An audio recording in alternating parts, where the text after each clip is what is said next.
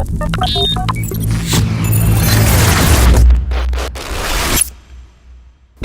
байцгаана уу та бүхэндээ энэ өдрийн мэндийг хүргэе.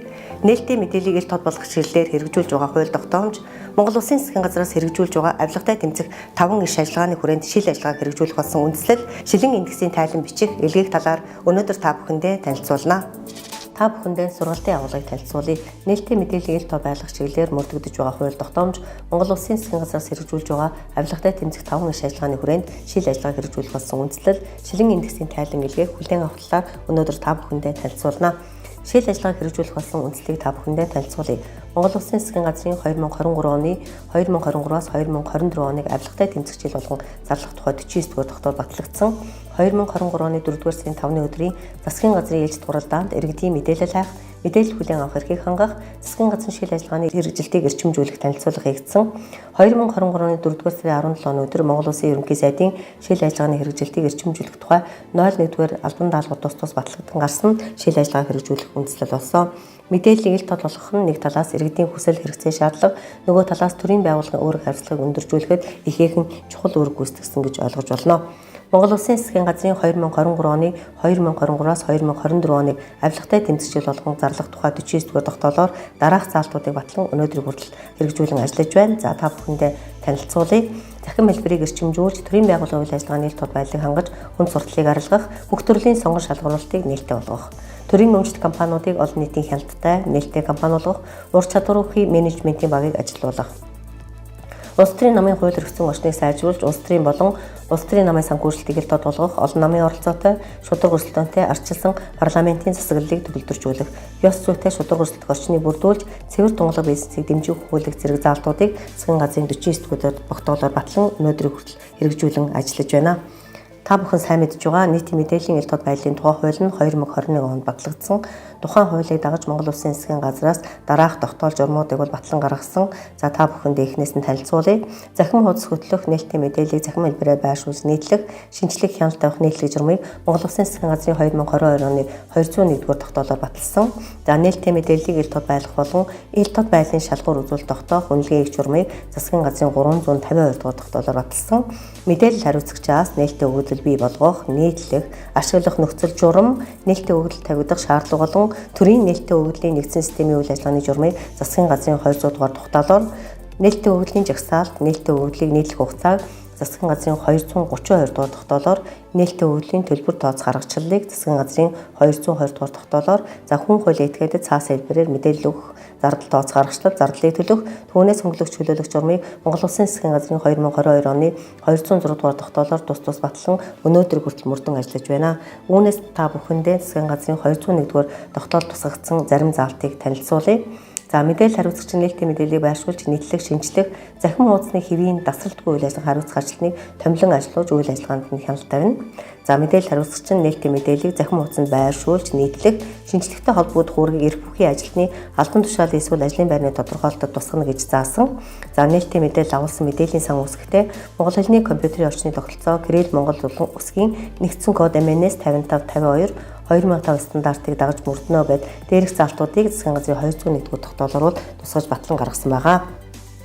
За засгийн газрын 2022 оны 352 дугаар тогтоолоор нээлттэй мэдээллийг ил тод байлгах болон ил тод байдлын шалгуур үзүүлэлтийг тогтоох үнэлгээ их журмыг бол батлан гаргасан. За журамд болохоор мэдээллийн ил тод байдлын үнэлгээ ихэд ямар зарчим баримтлахын, за нээлттэй мэдээллийн ил тод байдлыг үнэлэх шалгуур үзүүлэлтийг бол баталсан.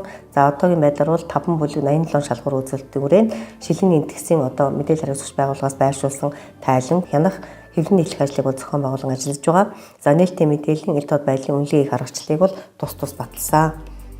За 5 бүлэг маань энд харагдчихээн, та бүхэн харж байгаа. За чиг үүрэг, үйл ажиллагааны стратеги зохион байгуулалтын талаарх мэдээлэл, за хүний нөөцийн талаарх мэдээлэл, төсөв санхүү худалдан авах ажиллагааны талаарх мэдээлэл, за үзүүлж байгаа үйлчилгээний талаарх мэдээлэл, за бусад мэдээллийн ил тод нээлттэй байдалгээд энэ 5 бүлгийн хүрээнд нийт 87 шалгуур үзүүлэлтээр шилэн индексийн тайлаг үнэлэг хянан баталгаажуулах ажлыг бол зохион байгуулан ажиллаж байгаа. Та бүхэндээ бас системд нэвтрэхийн өмнө, шилэн индексийн тайлан илгээхийн өмнө за систем рүүгээ нэвтэрч ороод гарын авлага хэсэгтээ бас та бүхний танилцаарай гэж хүсмээр байна. За өмнө нь миний танилцуулсан холбогдох хууль тогтоомж болон за гарын авлагатай сайтар танилцах нь та бүхний бас тайлан оруулах илгээхэд чухал үүрэг гүйцэтгэнэ гэж бодож байна. За ингээд та бүхэн маань нээлттэй мэдээллийн систем буюу shilling.gov.cg-ийн нэвтрэгтээ www.admin.shilling.gov.cg-ийн хаягаар хандаж системийн хэрэглэгчийн нэвтрэх нэр нууц үгэн оруулан нэвтрэх товчдоор дарснаар тухайн систем рүү нэвтрэх боломжтой болж байгаа. За системийн хэрэглэгчээр нэвтрэхдээ хэрэглэгч бүртгэгчдээ системийн төрлөө сонгоно. За мэдээлэл бүртгэлийн систем гэдгийг сонгоод та бүхэндээ бас шаардлагатай байх гэдэг үүднээс захин ажлын байр гэдэг та бүхэндээ харж байгаа. Захин ажлын байрны төрөл дэлгэрэнгүй тайлбарыг бол бас би та бүхэндээ хүснэгтээр оруулсан байгаа. За захин ажлын байрнаас индексийн тайлан үнэлгээ болон нээлттэй мэдээлэл өгөх хийх мэргэжилт юм уу, эсвэл байгууллагын админ юм уу, тайлан илгээх мэргэжилт юм уу, за нээлттэй мэдээллийн мэргэжилт юм уу, нээлттэй мэдээллийн үнэлгээ хийх мэргэжилт юм уу гэд та бүхэн захин ажлын байрнаас сонгоод оруулна. За албан тушаал гэдэг дээр болохоор зэрэг тухайн байгууллагад одоо ямар ажил эрхэлдэг, албан тушаал оруулна, хяналт шинжилгээ үнэлгээний мэргэжилтэн эсвэл хэвлэл мэдээллийн ажилтнч байт юм уу, албан тушаал оруулаа. За нэвтрэх нэр мэйл хаягаа оруулна. Тэгээд овог нэр, регистрийн дугаар, холбогдох утасны дугаар, нууц үгээ оруулснаар та бүхэн маань системд нэвтрэх хэрэгтэй болж байгаа. За системд нэвтрээд орохоор та бүхэнд шинэ, бүртгэгдсэн, илгээсэн, хянсан, баталгаажсан гэд төлөвүүд харагдаж байгаа. Та бүхэндээ бас энэ төлөвүүдийн одоо чиг өөрөг ямар учир холбогдолтой болох талаа та бүхэндээ бас танилцуулъя. За шинэ гэсэн төлөвт болохоор тухайн тайлантууд хамаарах илгээх ёстой тайлан бол энэ төлөвтөд харагдана.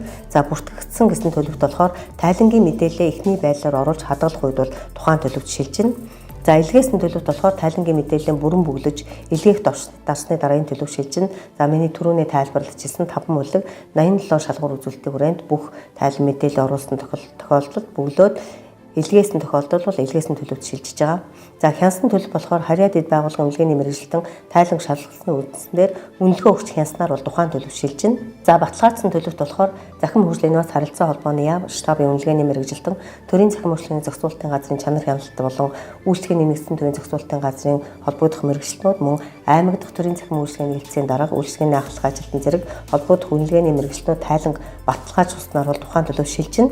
За үнэлгээний мэдээлэл болохоор олон нийтийн портал системд бол нийтлэгдэх боломжтой болж байгаа. Үнэлгээний дэлгэрэнгүй мэдээлэл бол тухайн төлөвт бол харах боломжтой.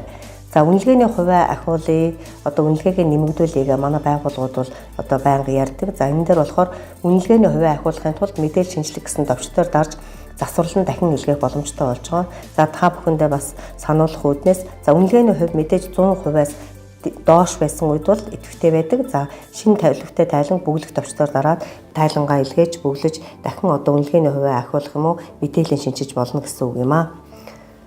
За шилэн индексийн тайлан бичиг илгээх талаар одоо та бүхэндээ танилцуулах гэж байна. За энэ нь болохоор мэдээлэл хариуцагч байгууллагын чиг үүрэг байгаа. За та бүхэндээ жишээлээ татварын ерөнхий газрыг авсан байгаа. За индексийн тайлан бүртгэл хариуцсан мэргэжилтэн байна.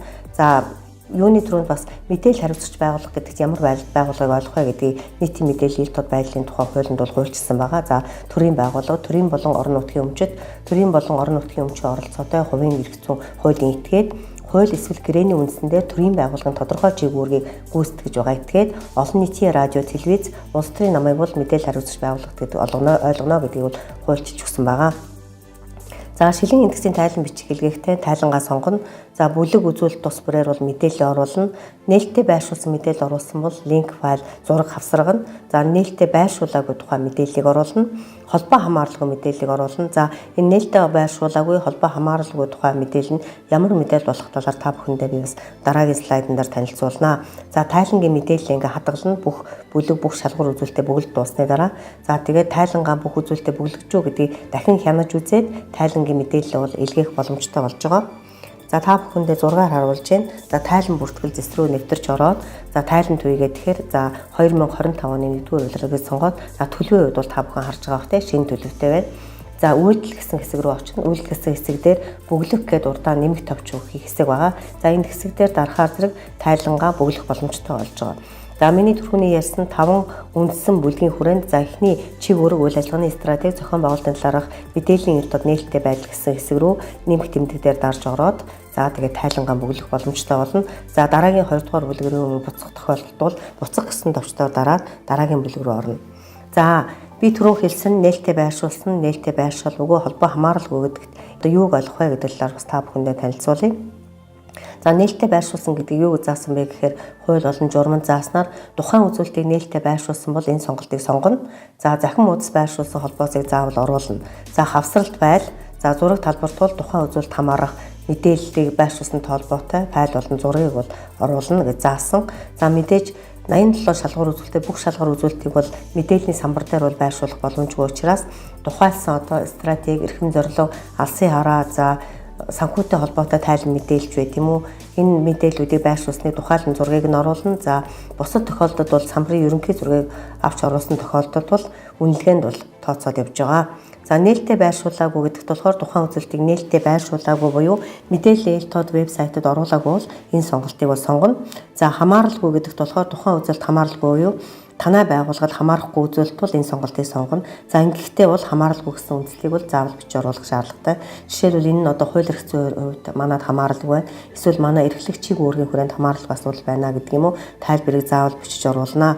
За ингээд дээрх одоо 3 сонголтоос аль нэгийг сонгоод үргэлжлүүлэх гэсэн товчдоор дараад хадгалаад илгээх боломжтой болж байгаа. Ингээд буцах товчдоор дараа би түрүү хэлсэн дараагийн өмнөх халхам руу буцнаа гэж.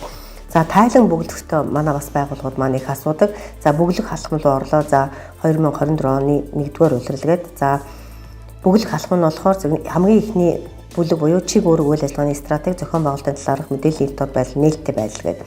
За энэ лүү оронгууд 8-2-1 гэдэг эрхэм зорилго гэж байна. За эрхэм зорилгоо ороод миний түрүүний тайлбарлсан нээлттэй байршуулаагүй хамааралгүй гэсэн 3 одоо сонголтоосоо сонгоод мэдээж энэ хамгийн их нээлжинд эрхэм зорилгыг бол захин хуудасд байршуулсан линкээ холбосон байгаа учраас нээлттэй байршуулсан гэсэн сонголтыг сонгоод за хавсралт файлдаар бол би түрүү хэлсэн тийм ээ. Ер нь бол зайлшгүй хавсралт файлыг оруулах шаардлагатай. За байгууллагын үйл ажиллагааны тайлан, хууль эрх зүйн үр дагаврын тайлан, хүний нөөцийн стратеги хэрэгжүүлэх талаар хийсэн ажиллаж гэдэг юм уу те холбоотой бүх мэдээллийг оруулаад хавсралт файлаа бол хуулна. За одоогийн байдлаар бол хавсралт файлыг одоо Word, Excel, одоо PDF ч гэдэг юм ямар ч үргэлжлэлтэй файлыг бол хуулах боломжтой байгаа. За зураг хэсэгт бол түрүүн тайлбарсан тийм мэдээллийн самбарын яг эрхэм зорилго хэсгийн зургийг бол авч оруулна гэж. За ингээд цаашлаад 8-2-1 үйл ажиллагааны стратеги гэхээр нээлттэй байршуулсан гэж за мөн захин хуудасд байршуулсан линк гэхээр веб хуудасд байршуулсан линкээ хуулаад за үргэлжлүүлэх, хадгалах, илгээх гэсэн товчийг дарснаар тайлан маань бүглэгдэж байгаа. За ингээд 5 бүлэг 87 шалгуур үзүүлэлтээ бүх бүлгөө бүглэж дууссаны дараа тайлангаа илгээх боломжтой болно. За илгээснээр мэдээж тайлан маань харьяа дээд байгууллага руу буюу хянах одоо ажилтнууд руу илгээгдэнэ гэсэн үг. За та бүхэн харж байна тийм ээ 2024 оны 1-р улирлгээд за бүртгэсэн тайлан маань бүртгэсэн төлөвтэй за илгээх гэсэн товч дарлаа. За илгээх товч дарсны дараагаар тим үгүй гэсэн мэдээлэл гарч ирнэ. Энийг бас та бүхэн анхаарах хэрэгтэй. За тийм гэсэн сонголтыг дарж мэдээж тайлангаа илгээн. Тайлан дутуу бүгсэн тохиолдолд бол илгээхэд алдаа гарлаа бүх асуултанд хариулт өгөөгүй байна гэд системээс одоо гарч ирээд тайлан бол илгээх боломжгүй байгаа. Тэгэхээр бүх 87 шалгуур үзүүлэлтийн бүгдийг нь бүгж дуусны дараа тайлан дараагийн шатны байгууллага руу илгээх боломжтой болж байгаа гэдгийг та бүхэн маань анхаараарай.